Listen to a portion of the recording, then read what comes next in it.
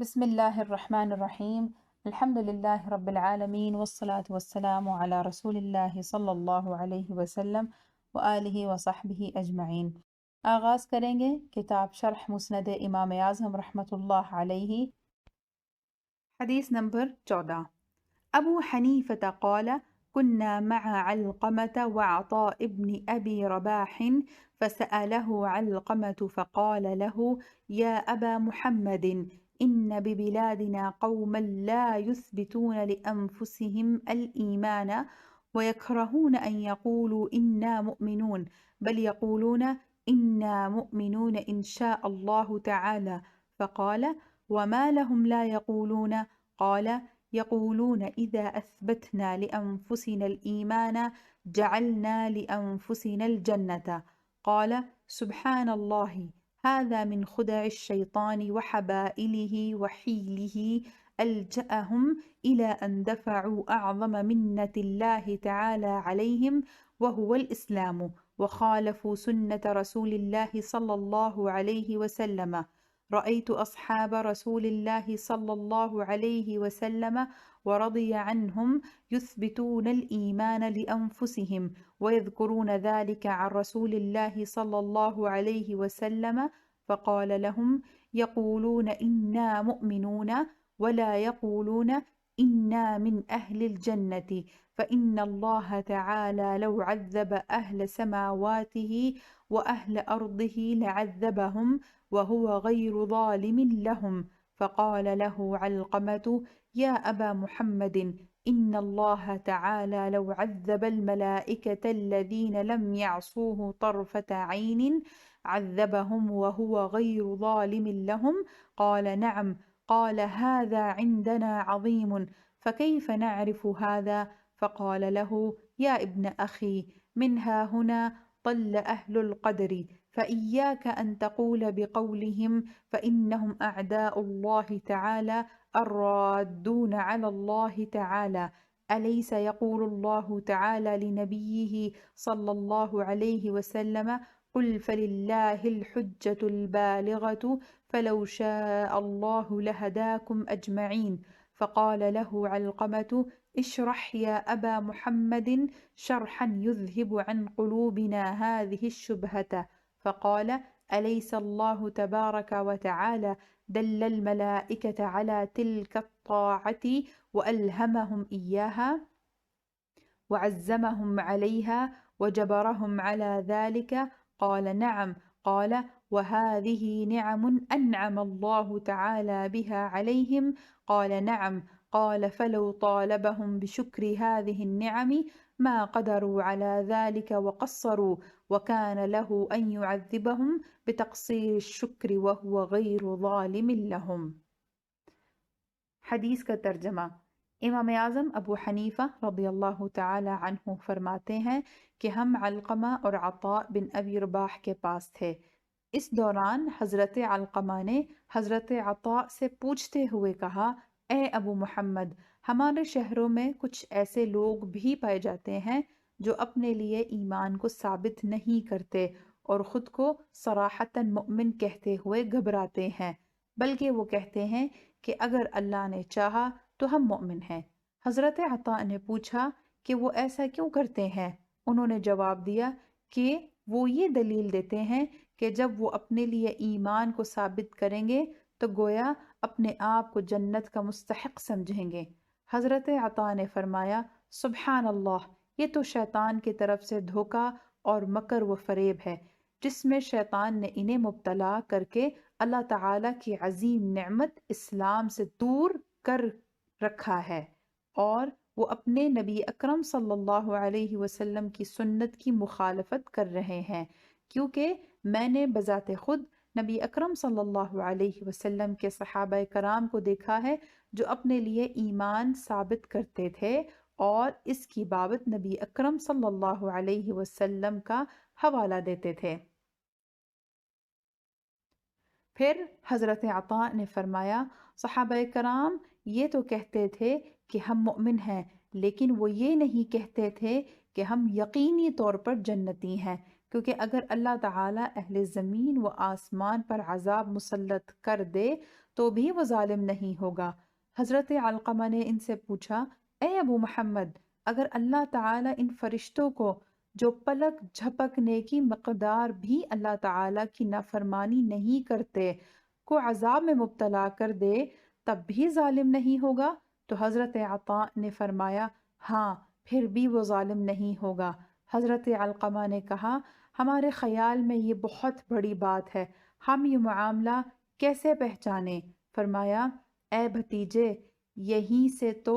قدر یا گمراہ ہوتے ہیں، تم ان کے عقائد اختیار کرنے سے خود کو بچاؤ، کیونکہ وہ اللہ تعالیٰ کے دشمن اور اس کی بات کا انکار کرنے والے ہیں۔ کیا اللہ تعالیٰ نے اپنے نبی کریم صلی اللہ علیہ وسلم سے نہیں فرمایا، آپ اعلان کر دیجئے واضح اور بلیغ حجت اللہ ہی کی ہے، اور اگر وہ چاہے تو تم سب کو ہدایت سے نوازے؟ حضرت علقمہ نے عرض کی، اے ابو محمد، اس کی وضاحت فرما دیجئے تاکہ ہمارے دلوں سے شکوک شبہات دور ہو جائیں۔ فرمایا، کیا یہ حقیقت نہیں کہ اللہ تعالیٰ نے ہی اس فرما برداری کی طرف ملائکہ کو متوجہ فرمایا، ان کے ذہن میں یہ بات ڈالی اور اسے ان پر لازم کر دیا؟ حضرت علقمہ نے عرض کی، ہاں ایسا ہی ہے۔ حضرت عطاء نے پوچھا، کیا یہ حقیقت نہیں کہ یہ نعمت اللہ تعالیٰ نے ہی ان پر انعام فرمائی؟ حضرت علقمہ نے جواب دیا کہ ایسا ہی ہے۔ حضرت عطاء نے فرمایا، اب اگر اللہ تعالیٰ ان سے اپنی عطا کردہ نعمتوں پر شکر کا مطالبہ کرتا ہے تو یقیناً وہ اس پر قادر نہیں ہو سکیں گے، اور اس میں ان سے ضرور کوتاہی ہوگی، اور اس کوتاہی پر انہیں سزا دینا اللہ تعالیٰ کا حق ہوگا، یوں اس میں وہ ان پر ظلم کرنے والا نہیں ہوگا۔ شرح، یعنی حضرت علقمہ نے حضرت عطاء بن ابی رباح سے پوچھا کہ ہمارے شہروں یعنی کوفہ اور عراق میں ایسے لوگ ہیں جو ایمان پر بایقین ثابت نہیں ہیں، اور وہ اپنے آپ کو مطلقاً مومن کہنے کو برا سمجھتے ہیں اور کہتے ہیں کہ انشاءاللہ ہم مومن ہیں۔ تو حضرت عطاء نے فرمایا، کون سی چیز ان کو مطلق مومن کہلوانے سے مانع ہے، اور وہ اس میں شک و تردد کیوں کرتے ہیں، اور یقین سے کیوں نہیں کہتے کہ ہم مومن ہیں؟ کیا وہ اس لیے کہتے ہیں کہ جب ہم نے اپنے لیے مومن ہونے کا دعویٰ کیا تو ہم نے اپنے لیے جنت ہونے کا بھی دعویٰ کیا؟ اس کا معنی یہ ہے کہ اللہ تعالیٰ نے مومنین کو جنت کی بشارت دی ہے، بس جب ہم نے اپنے مومن ہونے کا دعویٰ کیا تو ہم کو یہ کہنا بھی مناسب ہے کہ ہم جنتی ہیں، کیونکہ اللہ تعالیٰ فرماتے ہیں، فریق فی الجنت و فریق فی السعیر، سورۃ الشورى آیت نمبر 7۔ آیت کا ترجمہ ہے، ایک گروہ جنت میں ہے اور ایک گروہ دوزخ میں، اور جیسا کہ حدیث قدسی میں ہے کہ یہ لوگ جنت کے لیے ہیں اور مجھے کوئی پرواہ نہیں، اور یہ دوزخ کے لیے ہیں اور مجھے ان کی بھی کوئی پرواہ نہیں۔ حضرت عطاء نے فرمایا، سبحان اللہ، اس کا یہ تو قول شیطان کا فریب ہے، یعنی اس کا انکار کرنا اور ایمان میں شک اور تردد کرنا شیطان کے فریب سے ہے کہ وہی ان کو ایمان میں شک و تردد پر مجبور کرتا ہے۔ ایسے لوگوں نے نبی اکرم صلی اللہ علیہ وسلم کی سنت کی مخالفت کی ہے، کیونکہ نبی اکرم صلی اللہ علیہ وسلم نے ایسا ایمان نہیں رکھا جیسا یہ لوگ رکھتے ہیں، اور نہ ہی میں کسی کو جانتا ہوں کہ اس نے اپنے ایمان میں شک کیا ہو، بلکہ اللہ تعالیٰ تو فرماتا ہے وہ پکے مومن ہیں اور وہ پکے کافر ہیں، یعنی اللہ تعالیٰ بھی کسی کے ایمان میں شک نہیں کرتا، جو بھی فیصلہ کرتا ہے یقین کے ساتھ کرتا ہے۔ پھر مزید فرمایا کہ میں نے اصحاب رسول اللہ صلی اللہ علیہ وسلم کو دیکھا ہے، ان میں سے کوئی بھی اپنے ایمان میں شک و تردد کا شکار نہیں تھا، اور وہ یہی بات نبی اکرم صلی اللہ علیہ وسلم سے بھی روایت کرتے ہیں کہ نبی اکرم صلی اللہ علیہ وسلم نے بھی اپنے ایمان قولاً فعلاً تقریراً کسی طرح بھی میں شک و تردد نہ کیا، اور صحابہ کہا کرتے تھے کہ ہم مؤمن ہیں، لیکن وہ یہ نہیں کہتے تھے کہ ہم جنتی ہیں۔ بس اگر اللہ تعالی اہل آسمان یعنی مقرب فرشتوں اور اہل زمین یعنی انبیاء و رسل کو عذاب دینا چاہے تو دے سکتا ہے، اس کے باوجود وہ ظالم نہیں ہوگا۔ ملا علی قاری علیہ الرحمہ نے یہاں بہت پیاری بات بیان فرمائی ہے کہ اللہ تعالیٰ کے ظالم ہونے کا تصور بھی نہیں کیا جا سکتا، چاہے ظلم بمعنی چیز کو غیر محل میں رکھنا ہو یا کسی غیر کے ملک میں تعدی کرنا ہو۔ اللہ تعالیٰ سے کسی قسم کے بھی ظلم کا تصور جائز نہیں۔ اور اللہ تعالیٰ ارشاد فرماتا ہے وَأَنَّ اللَّهَ لَيْسَ بِظَلَّامٍ لِّلْعَبِيدِ، سورۃ آل عمران آیت نمبر 182۔ آیت کا ترجمہ ہے اور اللہ تعالیٰ بندوں پر ظلم نہیں کرتا، اور فرماتا ہے لا يسأل عما يفعل وهم يسألون، سورۃ الانبیاء آیت 23۔ آیت کا ترجمہ ہے اس سے نہیں پوچھا جاتا جو وہ کرے اور ان سب سے سوال ہوگا۔ اہل سنت و جماعت کا مذہب ہے کہ اللہ تعالیٰ پر مطیع کو ثواب دینا اور گناہگار کو سزا دینا واجب نہیں۔ حضرت علقمہ رضی اللہ تعالی عنہ نے پھر سوال کیا کہ اے ابو محمد، اگر اللہ تعالیٰ فرشتوں کو عذاب دے جنہوں نے اس کی کوئی نافرمانی نہیں کی تو پھر بھی ظالم نہیں؟ اس قیاس پر کہا جا سکتا کہ اگر اللہ تعالیٰ انبیاء کو جو کہ معصوم ہیں تو پھر بھی عذاب دے سکتا ہے؟ تو حضرت عطاء نے فرمایا ہاں۔ حضرت علقمہ نے پھر عرض کی یہ معاملہ ہمارے نزدیک تو بہت عجیب ہے، ہمیں تفصیلاً بیان فرمائیں۔ تو حضرت عطاء نے فرمایا اے بھتیجے، یعنی اے میرے دین کے بھائی کے بیٹے، اور آپ نے اس لیے ایسا فرمایا کہ مومن ایک دوسرے کے بھائی ہیں۔ اسی بات سے اہل قدر یعنی معتزلہ اور تمام اہل بدعت گمراہ ہو گئے۔ تم اس مسئلہ میں ایسے قول سے بچو۔ معتزلہ تو اللہ تعالیٰ کے دین کے دشمن ہیں، وہ اللہ تعالیٰ کی شان میں گستاخیاں کرتے رہتے ہیں۔ کیا اللہ تعالیٰ نے اپنے نبی صلی اللہ علیہ وسلم سے نہیں فرمایا کہ ان کو بطور حجت فرما دو کہ اگر اللہ چاہتا تو تم سب کو ہدایت دیتا، لیکن اللہ تعالیٰ نے ایک قوم کو ہدایت دی اور ایک کو گمراہ کیا۔ اسی بارے میں حدیث میں بیان ہوا کہ جو اللہ تعالیٰ چاہتا ہے وہ ہوتا ہے اور جو نہیں چاہتا وہ نہیں ہوتا۔ اس کے ملک میں سوائے اس کی رضا کے کوئی چیز بھلائی و برائی سے نہیں ہو سکتی۔ حضرت علقمہ نے پھر سوال کیا کہ ہم پر یہ بات واضح فرمائیے کہ ہمارے دل اس بارے میں مزید صاف ہو جائیں۔ تو حضرت عطاء نے فرمایا کیا اللہ تعالیٰ نے فرشتوں کو جو وہ اطاعت کرتے ہیں اس کی طرف رہنمائی نہیں فرمائی؟ یعنی اللہ تعالیٰ نے ان کو اپنی اطاعت کرنے کی ہدایت نہیں دی اور ان کو اطاعت کے طریقے نہیں بتائے اور ان کے دلوں میں اپنی عظمت بٹھا کر ان کو اس پر جمائے نہیں رکھا، یعنی ان سے اللہ تعالیٰ کے حکم کی نافرمانی کا تصور بھی نہیں کیا جا سکتا، وہ وہی کرتے ہیں جس کا ان کو حکم ہوتا ہے۔ تو حضرت علقمہ نے عرض کیا جی ہاں۔ تو حضرت عطاء نے فرمایا فرشتوں پر اللہ تعالیٰ نے یہ تمام نعمتیں جو اللہ تعالیٰ نے ان پر کی، ان پر اگر اللہ تعالیٰ ان سے کما حقہ شکر کا مطالبہ فرمائے تو وہ اس کا ان نعمتوں پر کما حقہ شکر نہیں کر سکتے، اور وہ اپنے اس قول کے ساتھ اعتراف کریں کہ اے اللہ ہم نے کما حقہ تیری عبادت نہیں کی، اور وہ اللہ تعالیٰ کا کما حقہ شکر اور ذکر کرنے سے عاجز ہیں۔ تو اگر اللہ تعالیٰ نے ان کو ان نعمتوں میں شکر کی تقصیر پر عذاب دے تو وہ دے سکتا ہے اور وہ ظالم نہیں ہوگا، اسی مضمون کی ایک حدیث مبارکہ امام احمد، ابو داود، ابن ماجہ نے، ابن دیلمی نے روایت کی ہے کہ ابن دیلمی بیان کرتے ہیں کہ میرے دل میں تقدیر کے متعلق ایک شک پیدا ہوا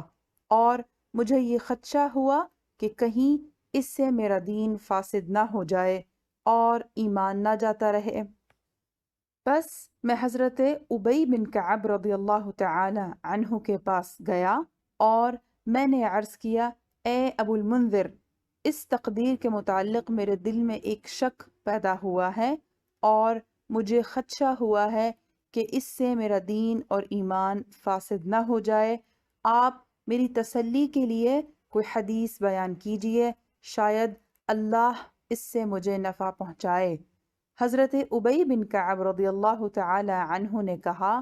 اگر اللہ تعالی تمام آسمان والوں اور تمام زمین والوں کو عذاب دے تو وہ ان کو عذاب دے گا اور وہ ان پر ظلم کرنے والا نہیں ہوگا، کیونکہ وہ ان سب کا مالک ہے اور سب اس کے مملوک ہیں، اور اگر وہ ان پر رحم فرمائے تو اس کی رحمت ان کے اعمال سے بہتر ہے،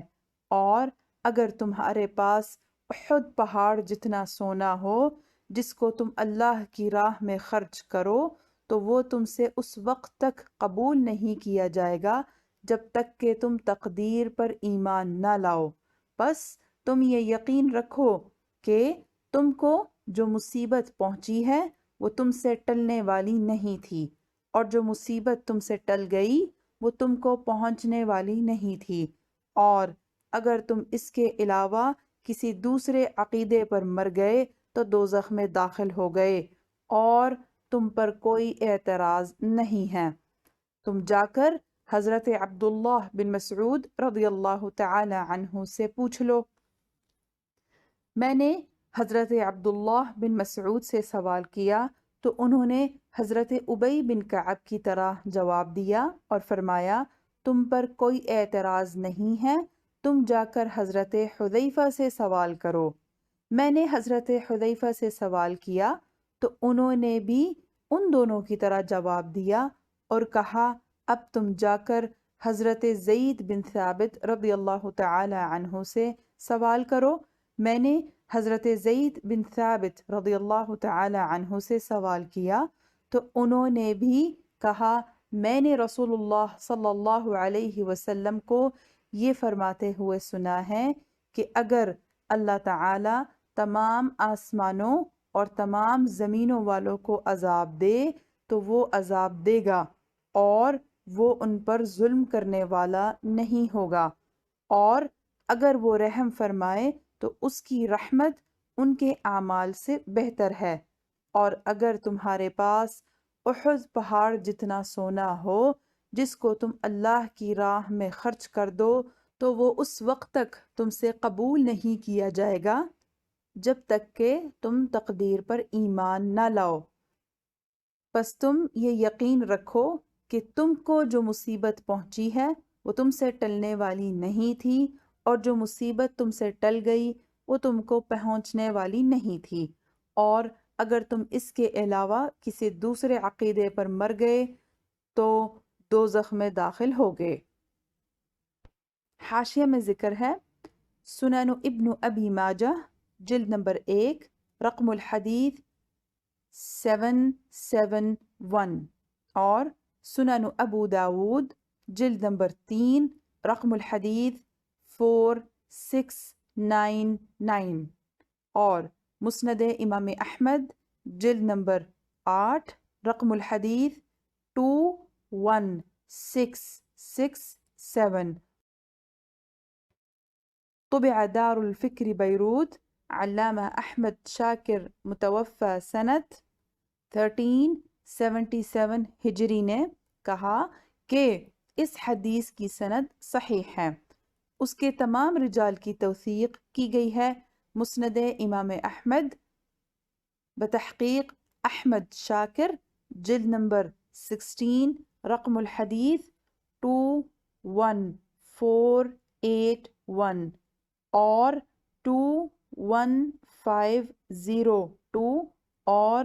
21546 طبع دار الحدیث القاہرہ سن 1416 ہجری۔ اسی کے مثل ایک روایت حضرت زید بن ثابت رضی اللہ تعالی عنہ سے بھی منقول ہے۔ حضرت زید بن ثابت رضی اللہ تعالی عنہ بیان کرتے ہیں کہ میں نے رسول اللہ صلی اللہ علیہ وسلم کو یہ فرماتے ہوئے سنا ہے کہ اگر اللہ تمام آسمان والوں اور تمام زمین والوں کو عذاب دے تو وہ ان کو ضرور عذاب دے گا، دراں حالانکہ وہ ظلم کرنے والا نہیں ہوگا، اور اگر وہ ان پر رحم فرمائے تو اس کی رحمت ان کے اعمال سے بہتر ہے۔